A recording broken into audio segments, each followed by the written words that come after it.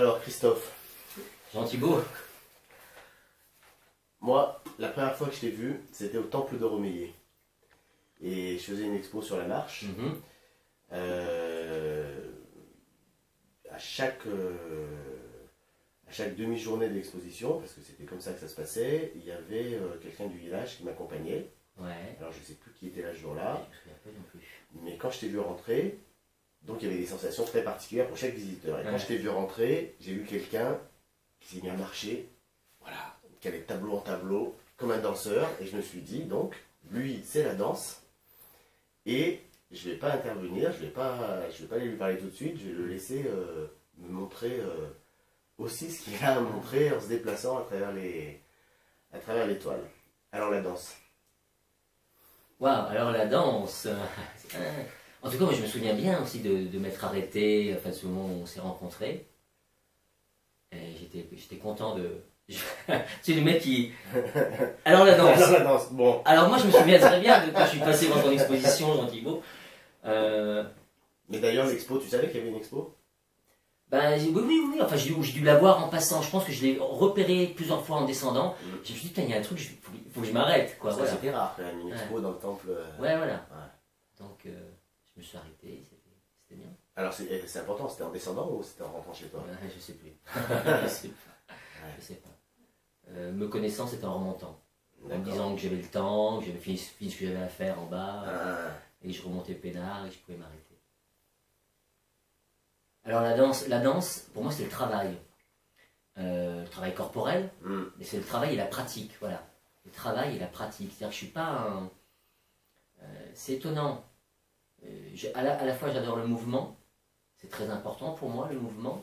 Le mouvement du corps, mais le mouvement des mots. Des choses qui bougent.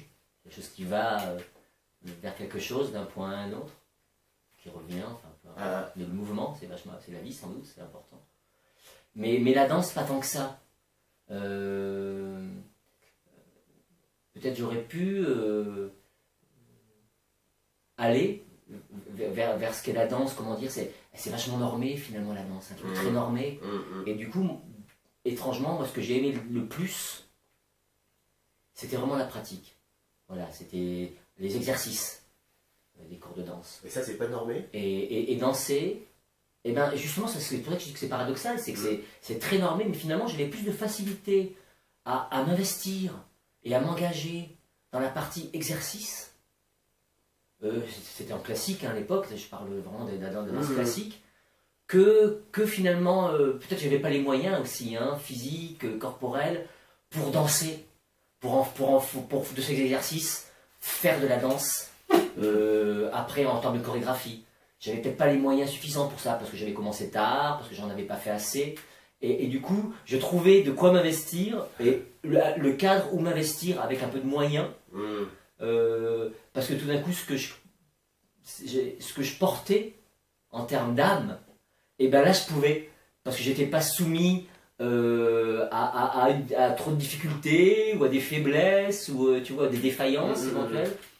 Je sais pas. Et que finalement, du coup, je séparais moi, les moments où je dansais, c'était très très éloigné de l'académisme pour travailler dans les exercices finalement, quoi. Ouais. C'était deux choses séparées. Et oui. Mais c'est un déplacement, c'est-à-dire, je pense au déplacement, je reviens à ce moment où je t'ai vu rentrer dans le temple, j'ai évidemment vu un danseur. Ouais. Ouais, c'est, je crois, on peut se faire plaisir un peu. J'ai un grand souvenir d'une élève que j'avais la dernière année où j'ai enseigné à Paris, en tout cas, donc en l'année 98-99. Ouais. Une élève qui était tout à fait charmante et qui m'avait dit un jour où on s'était vu avant les cours, elle était arrivée. Et non, enfin, je sais plus. Enfin, j'avais rejoint un groupe d'élèves, c'est la fin de l'année. J'avais rejoint un groupe d'élèves à une terrasse de café à côté de l'entrée des cours.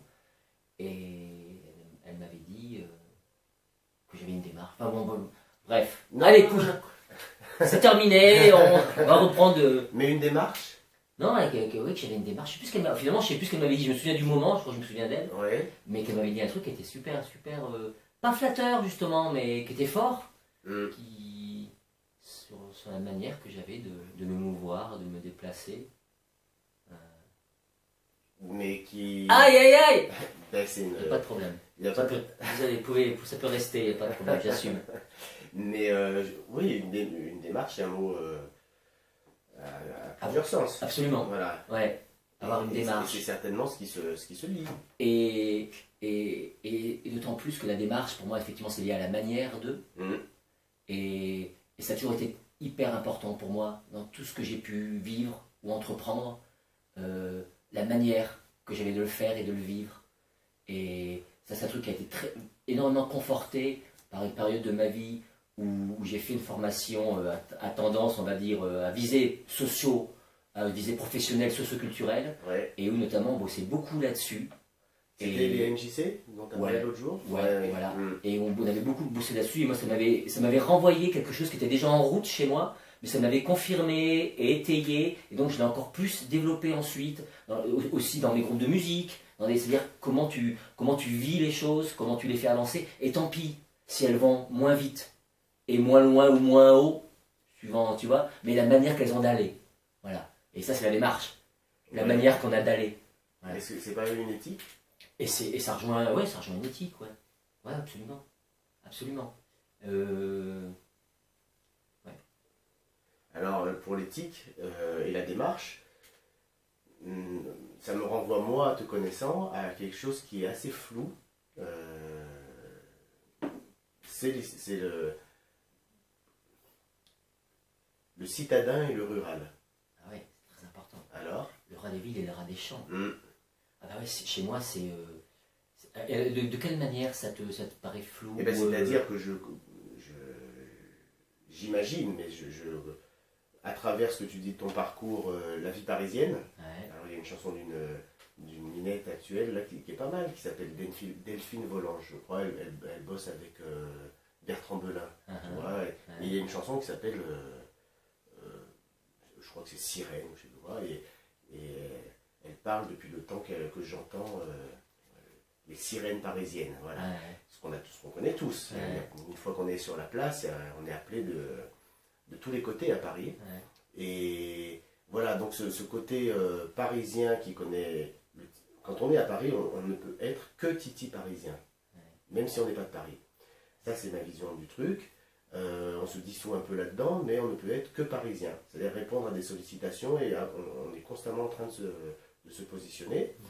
Alors, c'est pas différent à la campagne, mais c'est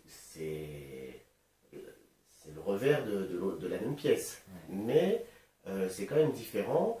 Il y a un anonymat à Paris, il y a une forme de retrait à la campagne. C'est pas pareil du tout. C'est pas pareil du tout. Dans un petit bled, on n'est pas anonyme. On peut être retiré, personne ne va vous faire chier, mais on n'est pas anonyme. En ville, on est anonyme. Et finalement, est-ce que c'est... Alors moi j'aborde le citadin et le rural sous cet angle-là, mais est-ce que toi tu l'aborderais sous cet angle-là ou autrement? Alors moi, c'est surtout que pour moi, c'est deux composantes qui nous construisent, parfois en opposition, l'une à l'autre, parfois en lien, et surtout elles nous donnent chacune un regard sur l'autre. Donc en tout cas, c'est une constitution critique, quoi, du coup, et qui donne beaucoup de... c'est difficile, en termes de rapport humain, comment dire, moi j'ai quitté Paris, j'avais 3 ans, une famille très parisienne, enfin, côté paternel, très parisienne. Et puis je suis reparti à Paris, j'avais 18 ans. Alors, tu as quitté Paris pour Die, mes D'accord, parents ouais, sont venus ouais. s'installer à Die. Et donc l'enfance à la campagne, c'est déterminant chez moi. C'est pour ça que je suis revenu, je pense. À Paris, j'ai passé 18 ans, j'avais des choses importantes à tenter d'y réaliser, que j'ai en partie réalisé. Je ne suis pas parti amer, en tout cas j'ai pas quitté Paris avec de l'amertume. J'ai eu des belles années à Paris, avec des choses que j'aurais même pas pu attendre, traverser, vécu, donc c'était chouette. Mais en revanche, en étant toujours persuadé que je n'allais pas y épanouir ma vie, par ailleurs, globalement. Tu le savais? Ah oui, oui, je me suis toujours dit. Ça m'a toujours paru évident. Ça m'a toujours paru évident. Que j'avais d'autres choses plus importantes et que c'était pas un endroit où j'étais bien profondément. Ah ça c'était clair. Mais c'était nécessaire. Mais c'était un passage. C'était un passage important. Oui, parce qu'il j'avais un contenu qui était déjà en cours d'élaboration et qui devait sans doute passer par là. Oui, il y avait un appel fort, quoi. Et la ville, pour l'instant encore, par rapport à la campagne, c'est quand même la culture artistique.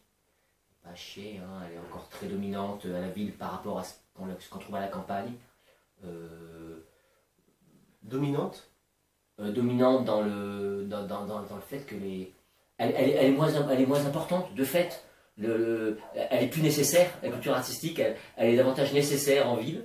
Ouais. Enfin, c'est pas seulement le fait que ici on s'en passe plus facilement. Moi ici je vais me promener. Ouais. Je peux aller moins souvent au cinéma, moins souvent au théâtre. Alors parfois ça me manque dans l'absolu, ça va me manquer dans l'absolu, mais il y a plein d'autres, il y a un mode de vie.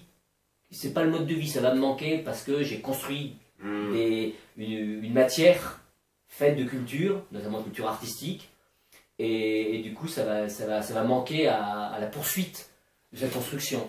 Mais dans mon quotidien, non. Quand tu vis longtemps à la campagne, tu te rends compte que t'as pas besoin d'aller voir des gens sur une scène ou de lire des livres. Enfin, moi je trouve, maintenant je pousse un peu le bouchon, Ouais. mais moi j'en ai besoin parce que c'est une pratique que j'ai eue beaucoup. On revient à l'histoire de pratique. Mais pour toi, c'est un besoin ou c'est un instrument dont tu te sers? Tu t'écoutes la radio, tu lis quand même. Ça veut dire que tu pourrais te passer de ce que tu décris être une pratique citadine finalement, parce qu'il faut quand même bien se nourrir un peu d'autre chose que du béton C'est ça, et de l'asphalte. c'est ça. Mais à la campagne, Et puis, ouais. vas-y. Non, et je me dis, retrouver des choses qui font du bien, des choses qui font se dire, ça m'arrive aussi, même d'ici, se dire, ah ça va, c'est quand même pas si mal l'humanité. Et d'aller voir un beau spectacle sur scène, pour moi ça revient à ça. Ou une belle toile dans un musée, c'est se dire, waouh, ça va, c'est quand même pas si mal l'humanité. Elle produit des choses intéressantes et fortes et riches, mais finalement, quand on va voir des spectacles, surtout, ce qui est fort humainement, c'est la troupe qui le produit. Parce qu'on vit tellement vite à la ville, on vit tellement vite et un peu écartés les uns des autres, dans des petits groupes comme ça, on voit tout d'un coup aussi c'est un travail commun, et c'est ça qui est beau souvent, et qui peut faire défaut Et aussi. toi, tu fais passer le fil, moi à t'écouter, te connaissant un peu, il y a un fil qui doit tenir sa place et sa ligne entre la troupe et le troupeau. Et je pense que le troupeau, toi, c'est justement quelque chose. La troupe, la troupe d'acteurs, la troupe qui vient assister au spectacle, mais le troupeau. Ou le groupe, ou la troupe, ou le groupe et le troupeau. Ouais, non, je sais pas si c'est. C'est un autre registre. Est-ce que. J'ai pas trop. Cette notion-là, pour moi, c'est une notion intermédiaire, le troupeau, que j'aurais pas trop. C'est-à-dire que je vais voir le groupe, l'individu et la masse. Ouais. Et le troupeau, quand même, il y a une connotation du troupeau qui est d'emblée, tu vois. Oui, mais c'est pour ça que j'en parle. Surtout dans ce qu'elle renvoie, j'ai pas envie surtout que j'appréhende pas. J'ai pu l'appréhender. Mais à un moment donné, c'est comme les voitures dans les rues des Planeaux, par exemple.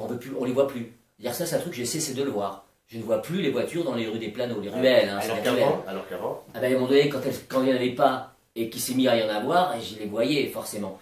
À un moment donné, on ne voit plus, quoi. Et donc le troupeau, autant je peux continuer à avoir une pensée, essayer d'avoir une pensée politique, philosophique sur les phénomènes de masse et de société, et autant voir le troupeau, je trouve c'est réducteur, parce que d'emblée on a l'impression d'un conglomérat, et puis il y a le mythe du troupeau, quoi, hein, de Panurge.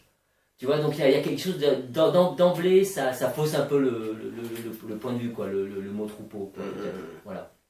Et pour le ramener à la troupe, il y a des troupes de théâtre ou des troupes de spectacle, ou il y a des troupes humains, communautaires, qui sont des troupeaux, hein, à leur manière aussi, quoi, voilà. Je sais pas ce qui fait le troupeau au fond. Qu'est-ce qui fait le troupeau? Est-ce que c'est le berger qui fait le troupeau? Est-ce que c'est les chiens autour? Alors moi je pense à un mot que tu m'as dit l'autre jour, putassier. Putassier, ouais, c'est un mot que j'ai en ce moment, putassier.